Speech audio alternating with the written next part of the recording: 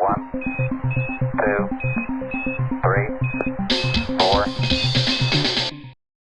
Every young artist thinks they're going to enter into the game and like completely radically change the way we perceive art. And slowly, as you live your life as an artist, you realize there's nothing new under the sun. There's only your application of it. And so I'm trying to work with that idea that I am enough, my story is enough, and you just have to show up and make the work. Which is, listen, that is a feat unto itself. The podcasting world is a little tricky right now, especially for me, because I'm wondering what next? Like, how can we take this podcast format and do something new with it? In times of trouble, in times of great crisis, humanity has always turned to the arts, specifically to storytelling, to help make sense of the world around them. So right now I'm working on Homer's The Odyssey, which is about a man who is lost at sea, trying to find his home, and trying to get back home.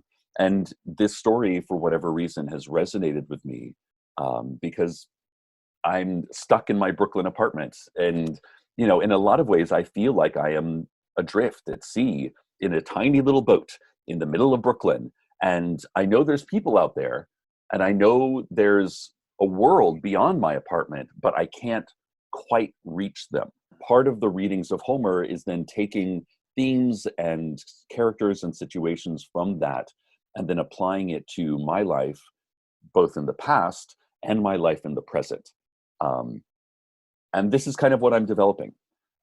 This idea that, these ancient stories have lessons for us. It's given me new hope to start something completely new. Because I found that, honestly, I was sitting at home just mourning the loss of what I didn't have. We're coming up on a decade of Night Vale. And what's fascinating to me is that through my work with Welcome to Night Vale and through my work with the Neo-Futurists, I've almost completely stopped calling myself an actor. After years of living in New York and, calling myself an actor, I just got a little bit tired of interacting with people, directors, casting directors, theater companies, agents, managers, all these people who would say, you just need to be yourself, but just not quite yourself. You need to be a more commercially viable version of yourself. Where they were like, we want, someone who's gay, but not too gay. We want someone who's nerdy, but not too nerdy. We want someone who is intelligent, but not too intelligent. I found that I would rather be myself and say, fuck you.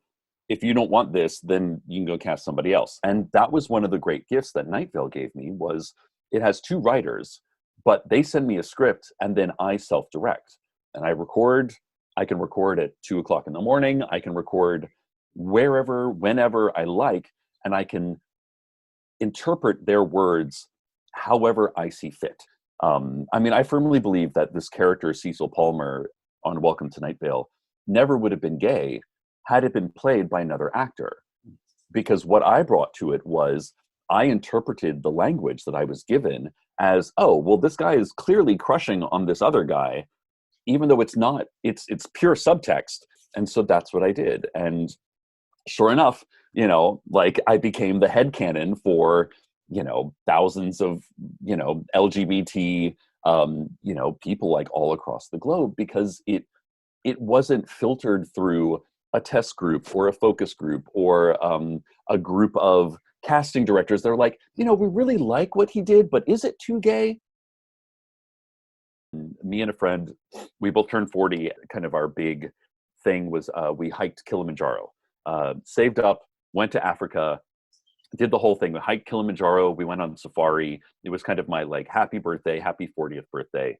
And the thing that I learned from hiking Kilimanjaro is that it is not about how fast you do it. It's all about consistency, and you're in it for the long game. Like when we hiked Kilimanjaro, it took us 9 days. if you're not having fun, why the fuck are you doing it? You know, like even when your feet hurt, when your backpack is heavy, when you're thirsty, when you're tired, when you're hungry, when you have, you know, you look straight up a mountain and you're like, there's no fucking way I'm going to be able to climb all that. So, you know, we would take our breaks, you know, kind of like little snack breaks and things like that. And every single time I would put on disco music, and I called them disco breaks. And people, you know, the people on the road, like on the trail, would look at me like I was crazy. But for me, it was more about enjoying it. And I was like, well, like, why not dance your way through this experience? Now is the time when everything has been shaken up so hard. Like everything has been kind of turned upside down by this deus ex machina that we're all experiencing right now. That now is the time to kind of rebrand, to reboot yourself. You know, you don't want to throw everything out. Like, I'm still working with Night Vale, I'm still recording with Night Vale, and yet I find myself working on maintaining that, but then also starting new things. And those new things could lead to the next lightning bolt.